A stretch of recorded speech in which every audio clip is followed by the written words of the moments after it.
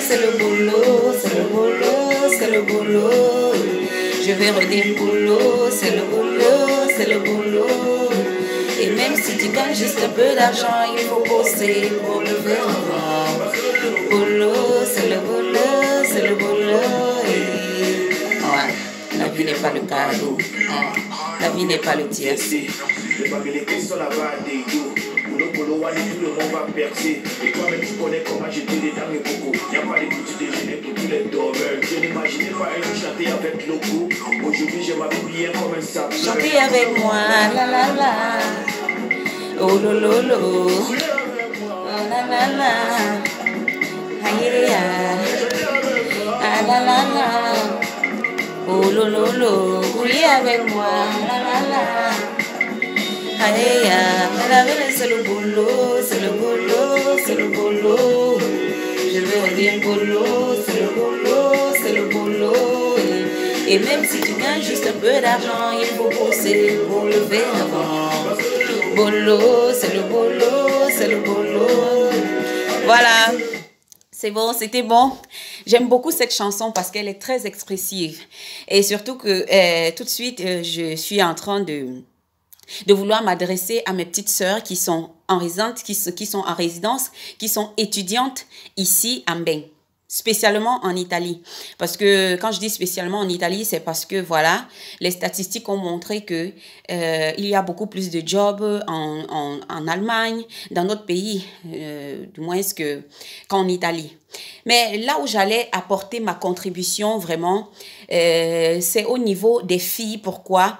Parce que ce sont disons que ce sont des filles, c'est le genre qui dans la société subit toujours plus de marginalisation. C'est pas évident qu'une fille, normalement, retrouve un job aussi facilement comme un garçon, surtout lorsqu'elle est étudiante.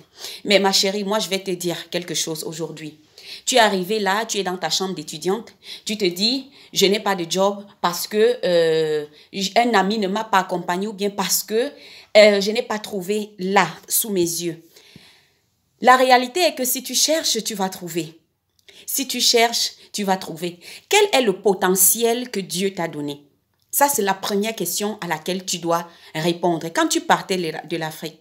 Parce que moi, je me dis toujours, quand on est parti de l'Afrique, on reconnaît parfois que voilà, je suis bonne à danser, je suis bonne à jouer au ndoshi babouche, je suis bonne. Mais lorsque tu arrives en Italie, lorsque tu arrives en Europe, convertis ça c'est-à-dire en une activité qui existe ici. Et même si ça n'existait pas, je ne sais pas, faisant front ensemble. C'est vrai que maintenant, entre Africains, c'est souvent difficile de faire front ensemble pour pouvoir créer quelque chose. C'est difficile, mais je ne pense pas que ce soit impossible. C'est pourquoi moi, je parlerai de potentiel. C'est-à-dire, tu dois d'abord commencer par te connaître toi-même. Quel est ton caractère dominant? Parce que c'est vrai, tu dois penser à tes études. Tu dois te concentrer, surtout lorsque tu es boursier, tu n'as pas droit à l'erreur.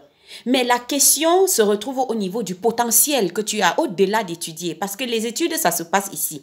Il faut être intelligent, voilà, pour prendre ses notes, pour donner des crédits, pour reconduire sa bourse d'études. Mais au-delà de ça, ma chérie, parce que lorsque tu vas finir avec tes études, après 3 ans, après 5 ans, pour celle-là qui fait le cycle unique, après 6 ans, pour ceux-là qui font médecine, lorsque tu auras fini avec tes études, quand on va te demander quelles sont tes expériences de travail, quelle sera ta réponse? Parce que c'est ça le comble en Italie. On te demandera toujours quelles sont tes expériences de travail, ce qui est un problème. Parce que moi également, je n'ai jamais embrassé cela. Je n'ai jamais embrassé cette idée selon laquelle tu vas chercher du travail et on te dit non, il faut d'abord avoir fait 3 ans dans le secteur. Mais là, je suis en train de parler d'expérience de travail.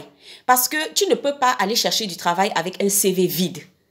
Tu ne peux pas dire que j'ai fait parce que tu as fini avec ton diplôme, avec tes études, tu brandis un gros diplôme sans rien dans le CV et tu estimes que la société te porte où tu veux arriver. Ça arrive, hein, c'est pas que ceux qui finissent ne trouvent pas du travail. Mais moi, je suis en train de parler là de tes potentialités parce que c'est une richesse. Lorsque tu vas chercher du travail avec déjà un plus, Un plus qui forcément ne veut pas dire que ce soit quelque chose que tu aies fait dans le secteur d'études, voilà, dans lequel tu as progressé. Mais au moins, c'est avoir une expérience dans le monde du travail. Parce que lorsque tu parles d'expérience de travail, quand bien même ça a été tout simplement d'aller peut-être travailler dans un bar, ou alors, heureusement que la connotation de bar en Europe, en Italie, n'est pas, et en Europe en général, n'est pas comme celle-là qu'on sait de l'Afrique, voilà.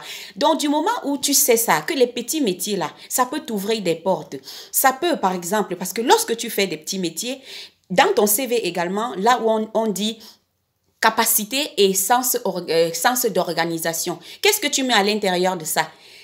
Les relations que tu as eues avec les collègues de travail, ça t'enrichit. Parce que lorsque tu vas même te présenter à un entretien de travail, même ta façon de t'exprimer, ça change.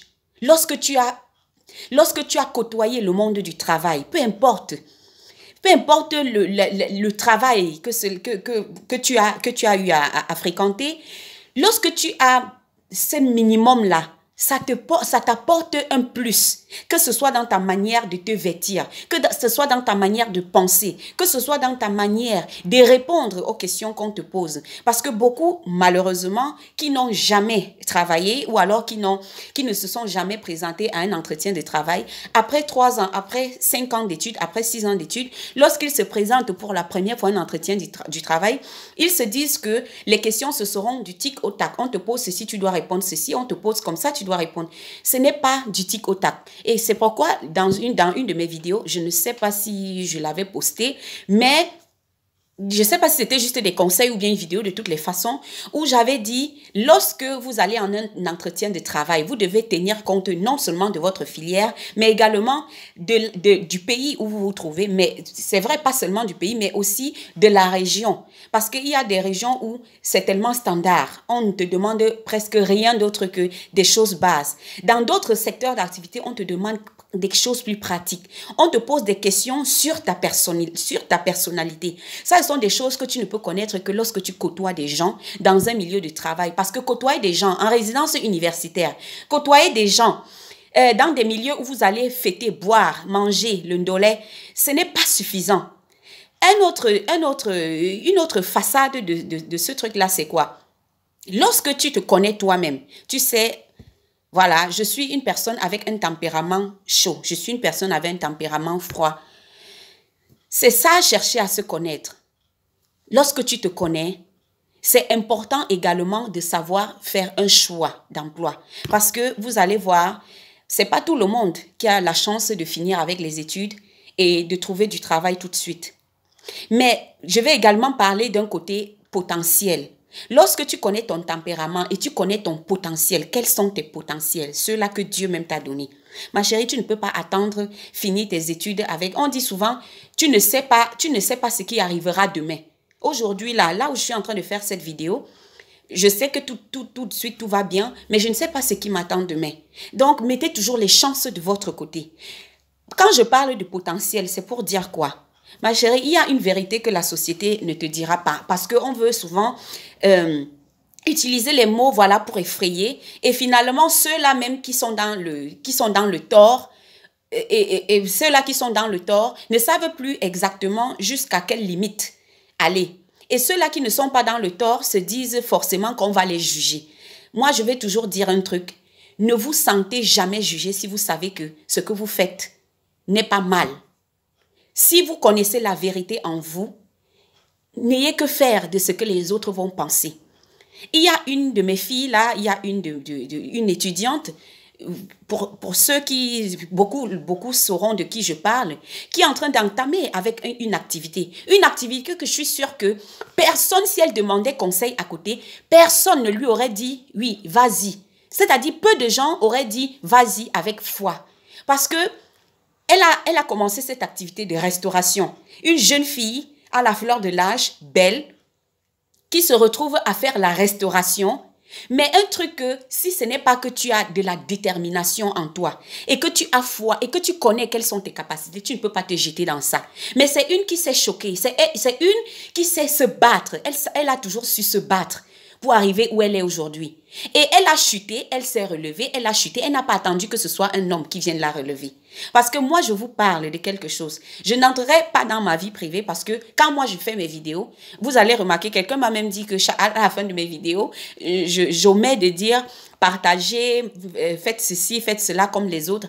En fait, mes vidéos sont faites pour aider. Parce que ça, ce n'est pas mon travail. C'est pas que je vais faire les vidéos toute ma vie. Non, je fais cette vidéo pas pour me faire voir ou bien pour tirer quelque chose de là. Moi, je veux juste que en plus des services, et je profite justement pour faire ma pub, voilà, c'est Miss Maïma et votre coach et mentor sur les réseaux sociaux en matière d'orientation, d'immigration, de formation, d'éducation et d'intégration en Italie. La seule et l'unique femme qui n'a jamais osé parler des problèmes d'étudiants sur la toile ou partout ailleurs. La seule et unique personne qui n'a jamais oser prendre le côté des étudiants de cette façon-là, voilà, et qui offre des services de qualité, du début de lorsque vous voulez vous inscrire pour des cours d'italien pour arriver en Europe, jusqu'au moment où vous êtes établi en Italie.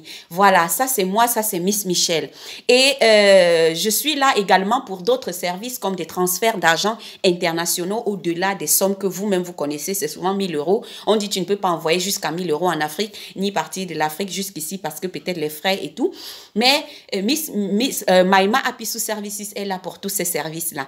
Donc, ce que je disais donc, pas pour passer à la publicité, merci de partager cette vidéo cette fois-ci, si vous voulez vraiment aider les autres et aider vos sœurs. Mais ce que je disais justement, c'est que cette fille, elle a osé parce qu'elle connaît son potentiel. Son potentiel, c'était quoi?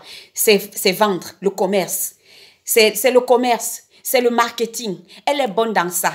Elle a pris ça pour aider les autres. Les autres là qui n'ont pas mangé le ndolé depuis des années. Ceux-là qui n'ont pas mangé le poisson braisé depuis des mois. Elle a décidé que voilà, il y a ce besoin-là en résidence. Il y a ce besoin-là dans ma ville. Je peux commencer par ça et ensuite...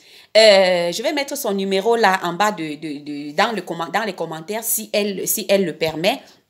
Voilà, donc elle a osé ça. Ce que je veux dire, c'est quoi? Ton potentiel, c'est quoi? Ce n'est pas forcément dans la tête. Peut-être ton potentiel, c'est l'écriture, comme moi, parce que moi, je suis une lorsque je me mets à écrire, mais je peux écrire un livre.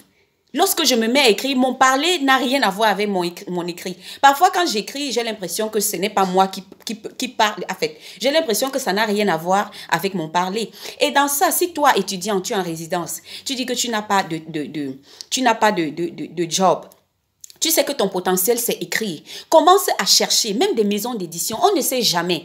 Quand tu commences à écrire, après 3 ans, tu peux déjà avoir publié ton livre. Comme les blagues. Parce que la peur de beaucoup de gens, c'est quoi? C'est oser. On veut faire comme les autres. On ne peut pas se permettre d'essayer parce que les autres vont dire que... Soyez-en sûrs, même ma petite sœur-ci qui a commencé à faire, elle a fermé ses oreilles. Elle a fermé ses oreilles à ce que quelqu'un pouvait lui dire des négatifs. Et c'était ça également mon conseil à plusieurs de mes filles. Que s'il vous plaît, si vous voulez faire quelque chose, du moment où ça ne blesse pas, du moment où ça reste éthique, du moment où ça ne vous souille pas, du moment où ça n'empiète pas aux libertés des autres, vous n'avez pas besoin d'avoir honte. Parce qu'un travail, que ce soit même pour balayer dans les rues, moi je dis toujours, je ne peux pas souffrir dans ma vie. Je l'ai toujours dit. Moi je suis une personne, je marche toujours sur les talons pour ceux qui me connaissent. Je suis presque toujours en talons. La première fois que moi j'ai acheté ma première paire basse, après être partie du lycée, moi je me souviens, c'est il y a de cela 3 ans. Le jour où j'ai acheté ma première. Mais ça ne veut pas dire que parce que je suis sur les talons, que je ne peux pas descendre sur les babouches. Parce que dans la vie, il faut connaître. Il faut avoir des limites en tout. Il faut savoir se battre. Et la vie d'aujourd'hui, personne ne peut t'accepter, même si tu es Miss Monde. Un homme ne peut pas t'accepter si tu n'es pas une femme qui sait te battre. On sait même déjà, il y a des femmes qui sont des battantes ici, qui ont tout le potentiel du monde, mais des hommes continuent de les faire du n'importe quoi. Donc, ce que moi je vais dire, bats-toi d'abord avant comment est-ce que je vais dire, avant de te sentir déçu par la société. Un autre truc que moi je pourrais dire, ton potentiel c'est que quoi? Peut-être tu es une très belle fille. Peut-être tu as des formes, voilà. Tu es belle, partout où tu passes, tu es sollicitée. Use de ton potentiel là. Ça ne veut pas dire que parce que tu es belle, si tu t'habilles sexy, c'est forcément pour aller coucher avec des hommes. C'est forcément pour aller chercher des mecs. C'est toi seul et ton Dieu qui savez ce que tu fais de ton corps. Personne ne peut te juger quand tu sais que ce que tu fais n'est pas mal. Parce que des gens diront toujours, quand tu vas t'habiller sexy, des gens vont parler. Des gens vont parler. Mais le pire, c'est que lorsqu'on commence à parler et que tu perdures dans ce que tu as fait c'est-à-dire avec ta hargne, avec ta volonté de spaccare, comme on dit en italien, de réussir, ces mêmes personnes-là vont venir t'applaudir. Et ces gens-là vont dire, oh, donc vraiment, elle était sérieuse et vraiment, elle voulait. Moi, je vois des jeunes filles qui font du steward. Le steward sous le froid, mais elles font des heures sous le froid en hiver. Mais vous croyez que c'est pas facile. Mais ce sont des filles qui ont compris que dans la vie, si on veut réussir, il faut souffrir un peu. Il faut souffrir. Moi, je dis, des gens qui me connaissent ont vu mon parcours. Moi, et puis peut-être dans le monde professionnel, pas forcément, parce que avant que je n'arrive où je suis arrivée, mais si vous pouvez vous imaginer le nombre de CV, j'ai déposé au moins 2000 CV dans cette Italie, hein. Même en France, j'ai déposé des CV, mais je ne suis pas partie en France pour des raisons familiales. J'ai déposé des CV que parfois j'entrais dans des bureaux. Je m'habille bien parce que déjà j'aime bien me mettre pour moi d'abord, pas pour quelqu'un, voilà, parce que j'aime être bien dans ma peau, j'aime me mettre comme je me mets. Et en plus pour également ma profession après, c'était que forcément je devais être toujours bien mise. Mais d'abord, c'est ce qui est ma personnalité.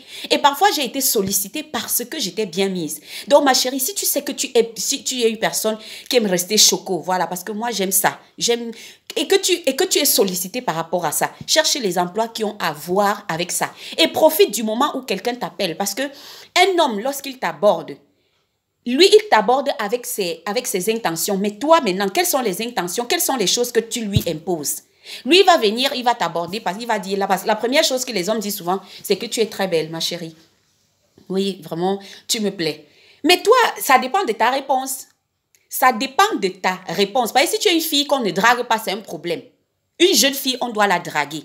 Si tu es une jeune fille qu'on ne drague pas, c'est là où il y a, comme les Ivoiriens disent, aiguille sous roche. Voilà, j'ai un ami là qui aime dire aiguille sous roche. Donc, si on ne te drague pas, bon là, c'est là où il y a un problème. Tu dois te revoir. Et puis, il faut que je fasse une vidéo là-dessus sur les filles qui doivent prendre vraiment soin d'elles et tout.